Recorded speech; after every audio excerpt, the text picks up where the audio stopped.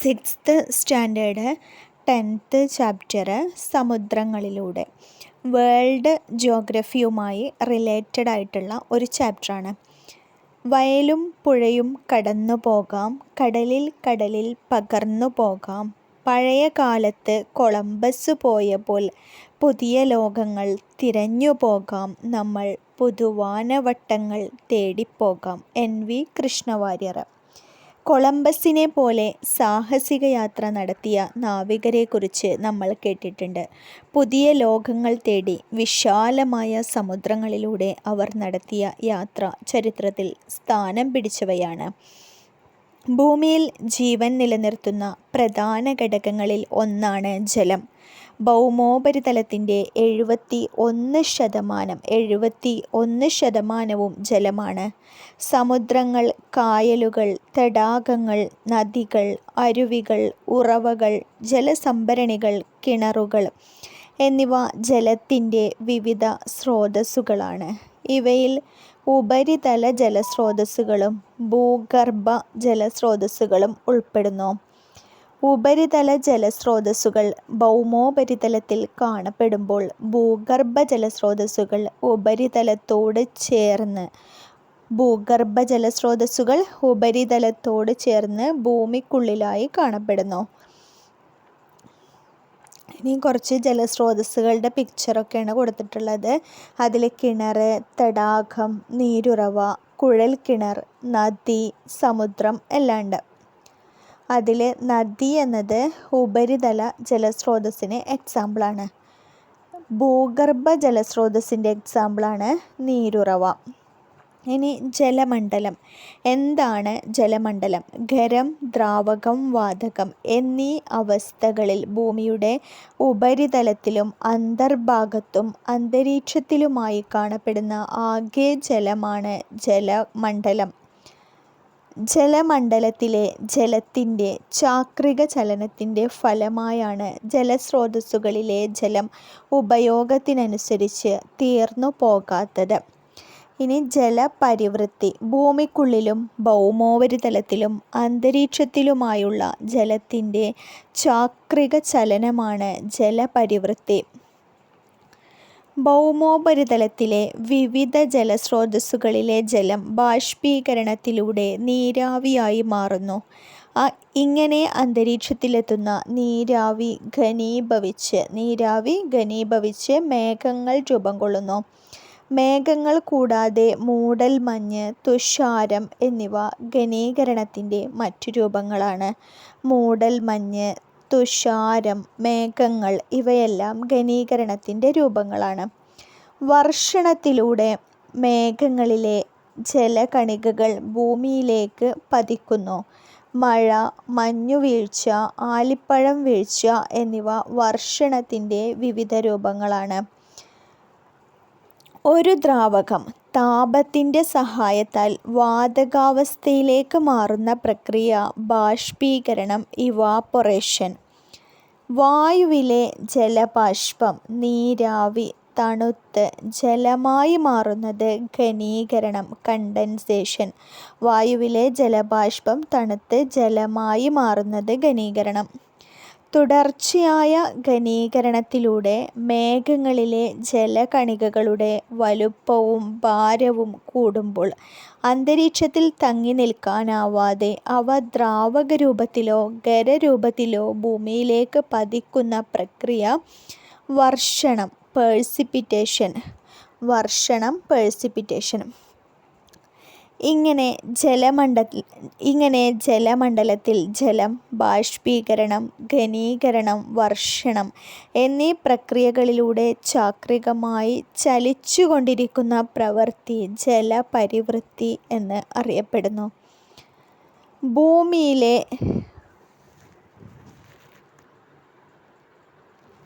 ഭൂമിയിലെ ജലത്തിൻ്റെ 97% ലവണജലമാണെന്ന് നമുക്കറിയാം. ഭൂമിയിലുള്ള ആകെ ശുദ്ധജലത്തിൻ്റെ അളവ് 3%. ശുദ്ധജലം 3%, 97% ലവണജലം. അതിൽ ഭൂരിഭാഗവും ഹിമപാളികളിലും ഹിമാനികളിലുമായി ഉറഞ്ഞുകിടക്കുന്നു. ജീവജാലങ്ങൾക്ക് ഉപയോഗിക്കാൻ ലഭ്യമായ ശുദ്ധജലത്തിൻ്റെ അളവ് വളരെ പരിമിതമാണ്. ശുദ്ധജലം പോലെ തന്നെ ഭൂമിയിൽ മനുഷ്യരുടെ നിലനിൽപ്പിന് സമുദ്രവും അനിവാര്യമാണ്. കാലാവസ്ഥയെ നിയന്ത്രിക്കുന്നതിലും ആവാസവ്യവസ്ഥകളെ പിന്തുണയ്ക്കുന്നതിലും സമുദ്രങ്ങൾ നിർണായക പങ്ക് വഹിക്കുന്നു. കൂടാതെ മനുഷ്യജീവിതത്തിന് ആവശ്യമായ വിഭവങ്ങളും സമുദ്രങ്ങൾ പ്രദാനം ചെയ്യുന്നു. ഇനി സമുദ്രങ്ങളെക്കുറിച്ച് നോക്കാം. ഭൂഖണ്ഡങ്ങൾക്കിടയിലായി സ്ഥിതി ചെയ്യുന്ന അതിവിശാലമായ ജലാശയങ്ങളാണ് സമുദ്രങ്ങൾ, കടലുകൾ, ഉൾക്കടലുകൾ. അതിവിശാലമായ ജലാശയങ്ങളാണ് സമുദ്രങ്ങൾ. കടലുകളും ഉൾക്കടലുകളും സമുദ്രത്തിൻ്റെ ഭാഗമാണ്. സമുദ്രങ്ങളെക്കുറിച്ചുള്ള ശാസ്ത്രീയ പഠനം സമുദ്രശാസ്ത്രം, ഓഷ്യാനോഗ്രഫി എന്നാണ് അറിയപ്പെടുന്നത്. സമുദ്രജലത്തിൻ്റെ സങ്കീർണമായ ചലനാത്മകത തിരിച്ചറിയുന്നതിന് സമുദ്രപഠനം സഹായിക്കുന്നു. കൂടാതെ കാലാവസ്ഥാ വ്യതിയാനം, സമുദ്രമലിനീകരണം, ജൈവവൈവിധ്യ ശോഷണം തുടങ്ങിയ വെല്ലുവിളികളെ അഭിമുഖീകരിക്കുന്നതിന് സമുദ്രപഠനം ഉപകരിക്കുന്നു. ജൂൺ 8 ലോക സമുദ്രദിനം. ജൂൺ 8 ലോക സമുദ്രദിനം. എല്ലാ വർഷവും ജൂൺ 8 ലോക സമുദ്രദിനമായി ആചരിക്കുന്നു. സമുദ്രങ്ങളുടെ പ്രാധാന്യം തിരിച്ചറിയുക എന്നതാണ് ഇതിൻ്റെ ലക്ഷ്യം. മനുഷ്യരുടെ അശാസ്ത്രീയമായ ഇടപെടലുകൾ സമുദ്ര ആവാസവ്യവസ്ഥയെ പ്രതികൂലമായി ബാധിക്കുന്നു. അതിനാൽ സമുദ്രങ്ങളെ സംരക്ഷിക്കേണ്ടതിൻ്റെ ആവശ്യകത ഓർമ്മപ്പെടുത്തുന്ന ദിനം കൂടിയാണ് ജൂൺ 8. ഇനി കടൽ. എന്താണ് കടൽ? ഭാഗികമായി കരയാൽ ചുറ്റപ്പെട്ട സമുദ്രഭാഗമാണ് കടൽ. എക്സാമ്പിൾ അറബിക്കടൽ. ഇനി ഉൾക്കടൽ. കരഭാഗത്തിനുള്ളിലേക്ക് കയറിക്കിടക്കുന്ന സമുദ്രഭാഗമാണ് ഉൾക്കടൽ. ഉൾക്കടലിന് എക്സാമ്പിളാണ് ബംഗാൾ ഉൾക്കടൽ. കടലിടുക്ക്. രണ്ട് കടലുകളെയോ സമുദ്രഭാഗങ്ങളെയോ തമ്മിൽ ബന്ധിപ്പിക്കുന്നതും കരകൾക്കിടയിലായി സ്ഥിതി ചെയ്യുന്നതുമായ വീതി കുറഞ്ഞ സമുദ്രഭാഗമാണ് കടലിടുക്ക്. കടലിടുക്ക് രണ്ട് കടലുകളുടെയോ സമുദ്രങ്ങളെയോ തമ്മിൽ ബന്ധിപ്പിക്കുന്നതും കരകൾക്കിടയിലായി സ്ഥിതി ചെയ്യുന്നതുമായ വീതി കുറഞ്ഞ സമുദ്രഭാഗം കടലിടുക്ക്. ഉദാഹരണം പാക് കടലിടുക്ക്.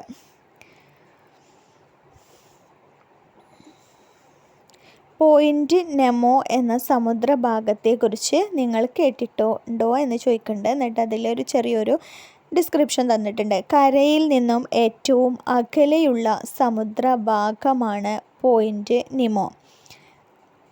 ഈ കേന്ദ്രത്തിൽ നിന്ന് തൊട്ടടുത്ത കരയിലെത്താൻ 2000 കിലോമീറ്ററിൽ അധികം സഞ്ചരിക്കണം. പോയിൻ്റ് നെമോ പസഫിക് സമുദ്രത്തിലാണുള്ളത്. പോയിൻ്റ് നെമോ പസഫിക് സമുദ്രത്തിലാണുള്ളത്. ഇനി പസഫിക് സമുദ്രം. ഏറ്റവും വലുതും ആഴമേറിയതുമായ സമുദ്രമാണ് പസഫിക്. ഭൗമോപരിതലത്തിൻ്റെ 1/3 ഭാഗത്തോളം പസഫിക് സമുദ്രത്താൽ ആവരണം ചെയ്യപ്പെട്ടിരിക്കുന്നു. ഏറ്റവും കൂടുതൽ ദ്വീപുകൾ കാണപ്പെടുന്നത് പസഫിക് സമുദ്രത്തിലാണ്. ഫിലിപ്പൈൻസ്, ജപ്പാൻ, ഹവായ്, ന്യൂസിലാൻഡ് എന്നിവ പസഫിക് സമുദ്രത്തിലെ ചില പ്രധാന ദ്വീപസമൂഹങ്ങൾ. ഹവായ്, ന്യൂസിലാൻഡ്, ഫിലിപ്പൈൻസ്, ജപ്പാൻ പസഫിക്കിലെ പ്രധാന ദ്വീപസമൂഹങ്ങളാണ്. സമുദ്രത്തിൻ്റെ ഭാഗമായ മരിയാന ട്രഞ്ചിലെ ചലഞ്ചർ ഗർത്തമാണ് ലോകത്തിലെ ഏറ്റവും ആഴമേറിയ ഭാഗം. നിരവധി ഗർത്തങ്ങളും സജീവ അഗ്നിപർവ്വതങ്ങളും സമുദ്രത്തിൻ്റെ സവിശേഷതയാണ്. പസഫിക് സമുദ്രത്തിൻ്റെ ആഴമേറിയ ഗർത്തം എന്ന് പറയുന്നത് മരിയാന ട്രഞ്ചിലെ ചലഞ്ചർ ഗർത്തം. ഇനി ഒരു ബോക്സിൽ പസഫിക് എന്നത് പറഞ്ഞു കൊടുത്തിട്ടുണ്ട്. ലോകസഞ്ചാരിയായ ഫെർഡിനാൻഡ് മെഗല്ലനാണ് പസഫിക് സമുദ്രത്തിന് ഈ പേര് നൽകിയത്. ഫെർഡിനാൻഡ് മെഗല്ലനാണ് പസഫിക് സമുദ്രത്തിന് പേര് നൽകിയത്. അദ്ദേഹം ഈ സമുദ്രത്തെ മാർ പസഫിക്കോ എന്ന് വിളിച്ചു. ഈ വാക്കിന് ശാന്തം എന്നാണ് അർത്ഥം. അറ്റ്ലാന്റിക് സമുദ്രത്തേക്കാൾ ശാന്തമാണ് പസഫിക് സമുദ്രം എന്ന് തോന്നിയതിനാലാണ് അദ്ദേഹം അങ്ങനെ പേര് നൽകിയത്. ഇനി അറ്റ്ലാന്റിക് സമുദ്രം. വലുപ്പത്തിൽ 2ാം സ്ഥാനത്തുള്ള സമുദ്രമാണ് അറ്റ്ലാന്റിക്. ഇംഗ്ലീഷ് അക്ഷരമാലയിലെ എസ്സിനോട് സാമ്യമുള്ളതാണ് ഇതിൻ്റെ ആകൃതി. ലോകത്തിലെ ഏറ്റവും തിരക്കേറിയ സമുദ്രപാത അറ്റ്ലാന്റിക് സമുദ്രത്തിലാണ് ഉള്ളത്. സമുദ്രത്തിൻ്റെ മധ്യഭാഗത്തായി സ്ഥിതി ചെയ്യുന്ന സമുദ്രാന്തർ പർവ്വതനിര മധ്യ അറ്റ്ലാന്റിക് പർവ്വതനിര അറ്റ്ലാന്റിക് സമുദ്രത്തിൻ്റെ മറ്റൊരു പ്രത്യേകതയാണ്. പ്യൂർട്ടോ ട്രഞ്ചിലെ മിൽവോക്കി ദ്വീപാണ് സമുദ്രത്തിലെ ഏറ്റവും ആഴമേറിയ ഭാഗം. അറ്റ്ലാന്റിക്കിലെ ഏറ്റവും ആഴമേറിയ ഭാഗം പ്യൂർട്ടോ ട്രഞ്ചിലെ മിൽവോക്കി ദ്വീപ്. സമുദ്രത്തിലെ ഏറ്റവും ആഴമേറിയ ഭാഗം. ന്യൂഫൗണ്ട്ലാൻഡ്, ഐസ്ലാൻഡ് തുടങ്ങിയവ അറ്റ്ലാന്റിക് സമുദ്രത്തിലെ പ്രധാനപ്പെട്ട ദ്വീപുകളിൽ ചിലതാണ്. ന്യൂഫൗണ്ട്ലാൻഡ്, ഐസ്ലാൻഡ് എന്നിവ അറ്റ്ലാന്റിക്കിലെ പ്രധാന ദ്വീപുകളിൽ ചിലതാണ്. ഇനി ടൈറ്റൻ അന്തർവാഹിനി തകർന്നടിഞ്ഞു എന്ന് പറഞ്ഞു കൊടുത്തിട്ടുണ്ട്. വാഷിങ്ടൺ. മാതൃപേടകമായ പോളാർ പ്രിൻസ് കപ്പലുമായുള്ള ആശയവിനിമയ ബന്ധം നഷ്ടപ്പെട്ടതിനു പിന്നാലെ സമുദ്രപേടകമായ ടൈറ്റൻ തകർന്നടിഞ്ഞു. 1912 അറ്റ്ലാന്റിക് സമുദ്രത്തിൽ മുങ്ങിപ്പോയ ടൈറ്റാനിക് എന്ന ആഡംബര കപ്പലിൻ്റെ അവശിഷ്ടങ്ങൾ കാണാൻ സമുദ്രത്തിൻ്റെ അടിത്തട്ടിലേക്ക് യാത്ര തിരിച്ച 5-അംഗ സംഘം അപകടത്തിൽപ്പെട്ടു. 1912 അറ്റ്ലാന്റിക് സമുദ്രത്തിലെ ടൈറ്റാനിക് കപ്പൽ മുങ്ങിപ്പോകുന്നത്. ഇനി വലുപ്പത്തിൽ 3-ാം സ്ഥാനത്തുള്ള സമുദ്രം. ഒരു രാജ്യത്തിൻ്റെ പേരിൽ അറിയപ്പെടുന്ന ഏക സമുദ്രം. അതാണ് ഇന്ത്യൻ മഹാസമുദ്രം. ബംഗാൾ ഉൾക്കടൽ, അറബിക്കടൽ എന്നിവ ഇന്ത്യൻ സമുദ്രത്തിൻ്റെ ഭാഗമാണ്. ബംഗാൾ ഉൾക്കടലും അറബിക്കടലും. സമുദ്രത്തിലെ ഏറ്റവും ആഴമേറിയ ഭാഗമാണ് ജാവ ട്രഞ്ച്. ഇന്ത്യൻ മഹാസമുദ്രത്തിലെ ഏറ്റവും ആഴമേറിയ ഭാഗം ജാവ ട്രഞ്ച്. ആൻഡമാൻ നിക്കോബാർ ദ്വീപുകൾ, ലക്ഷദ്വീപ്, മാലിദ്വീപ്, ശ്രീലങ്ക തുടങ്ങിയവ ഇവിടുത്തെ പ്രധാനപ്പെട്ട ദ്വീപുകളാണ്. ലക്ഷദ്വീപ്, മാലിദ്വീപ്, ശ്രീലങ്ക. മലാക്ക കടലിടുക്ക് ഇന്ത്യൻ സമുദ്രത്തെയും പസഫിക് സമുദ്രത്തെയും തമ്മിൽ ബന്ധിപ്പിക്കുന്നു. ഇന്ത്യൻ സമുദ്രത്തെയും പസഫിക് സമുദ്രത്തെയും ബന്ധിപ്പിക്കുന്നത് മലാക്ക കടലിടുക്ക്.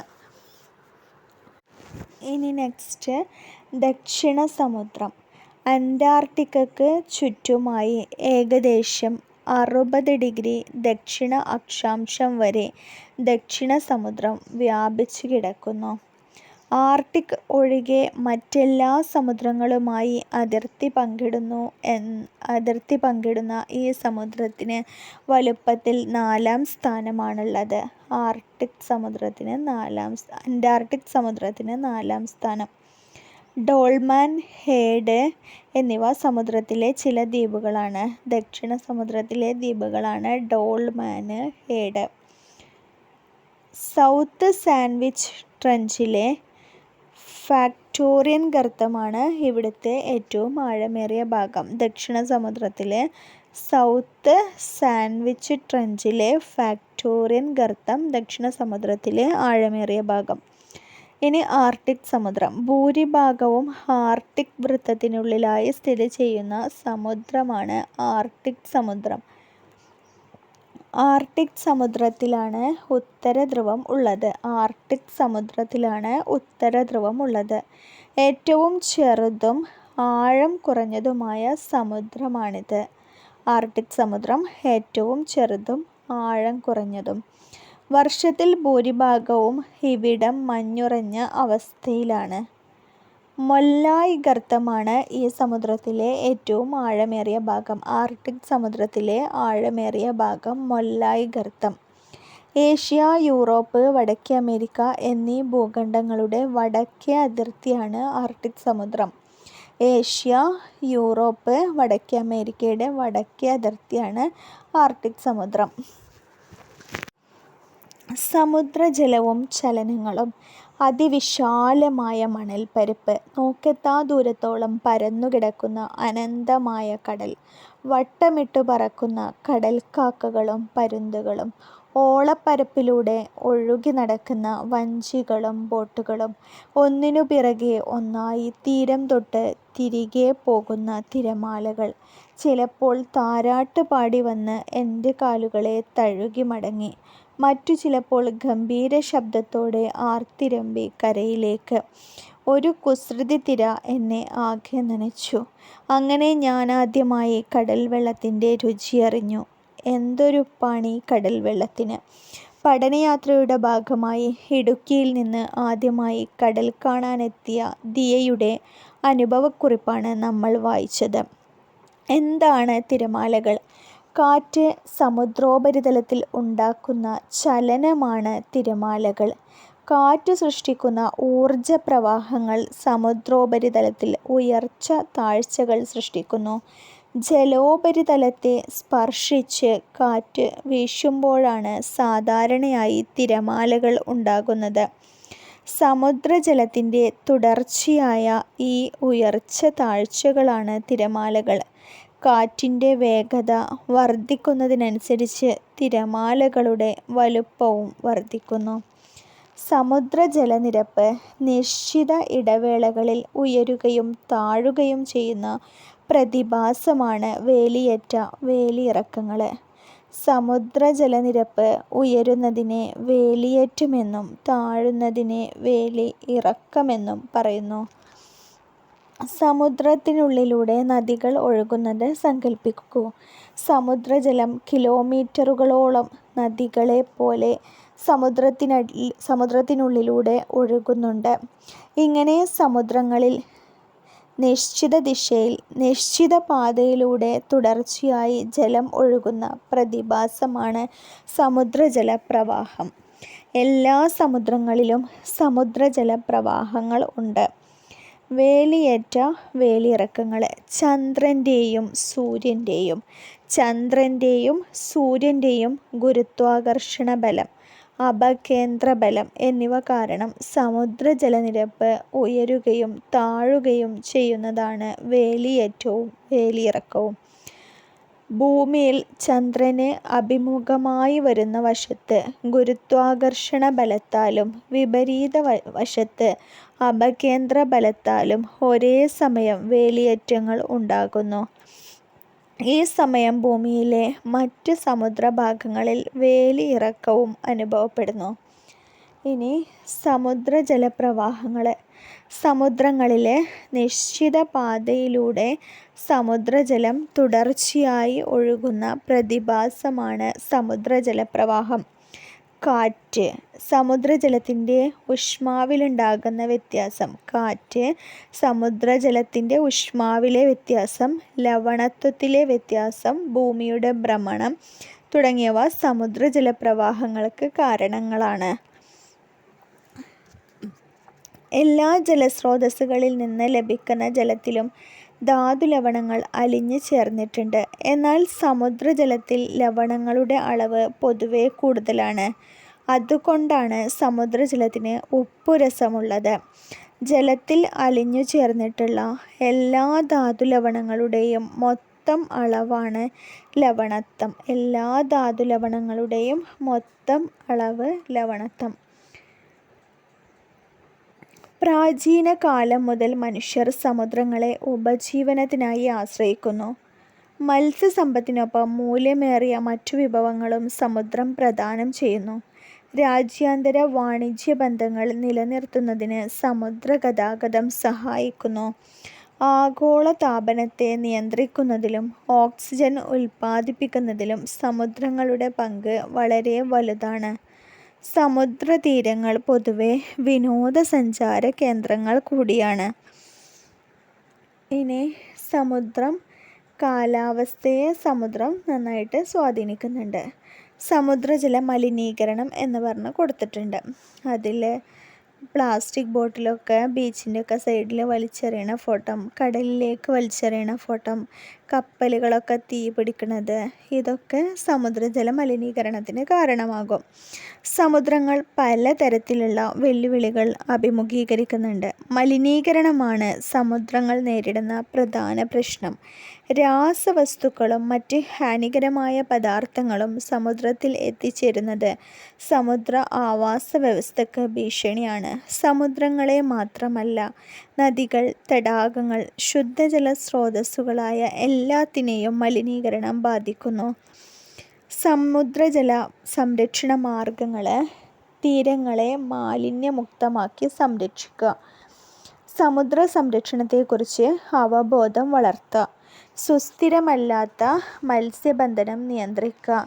സമുദ്രത്തിലെ ആവാസ വ്യവസ്ഥകളെ സംരക്ഷിക്കുക. സമുദ്രത്തിലെ ആവാസ വ്യവസ്ഥകളെ സംരക്ഷിക്കുക. പ്ലാസ്റ്റിക്, രാസവസ്തുക്കൾ മുതലായവ സമുദ്രത്തിലേക്ക് എത്തുന്നത് തടയുക. സമുദ്രങ്ങളെയും അവയുടെ സവിശേഷതകളെയും നാം തിരിച്ചറിഞ്ഞു. സൂക്ഷ്മജീവികൾ മുതൽ നീലത്തിമിംഗലം വരെയുള്ള വ്യത്യസ്ത ജീവിവർഗങ്ങളും വൈവിധ്യമാർന്ന സസ്യജാലങ്ങളും അടങ്ങിയ സമുദ്ര ആവാസ വ്യവസ്ഥയെ സംരക്ഷിക്കേണ്ടത് അനിവാര്യമാണ്. ജലത്തിൻ്റെ ദുരുപയോഗവും മലിനീകരണവും ഭൂമിയിൽ ജീവൻ്റെ നിലനിൽപ്പിനെ തന്നെ ഭീഷണിയിലാഴ്ത്തിയിരിക്കുന്നു. അതിനാൽ ജലസംരക്ഷണത്തിന് നമുക്ക് കൈകോർക്കാം. ഭൂമി എന്നും ജലഗ്രഹമായി തന്നെ തുടരട്ടെ. ഇങ്ങനെ പറഞ്ഞിട്ടാണ് ഈ ചാപ്റ്റർ അവസാനിക്കുന്നത്. അപ്പോൾ ഈ ഒരു ചാപ്റ്ററിൽ പസഫിക് സമുദ്രം, അറ്റ്ലാന്റിക് സമുദ്രം, ഇന്ത്യൻ മഹാസമുദ്രം, ദക്ഷിണ സമുദ്രം, ആർട്ടിക് സമുദ്രം എല്ലാം നമ്മൾ ഡിസ്കസ് ചെയ്തു. ഇനി അടുത്തൊരു ജോഗ്രഫി ക്ലാസ്സുമായി അടുത്ത വീഡിയോയിൽ കാണാം. Thank you.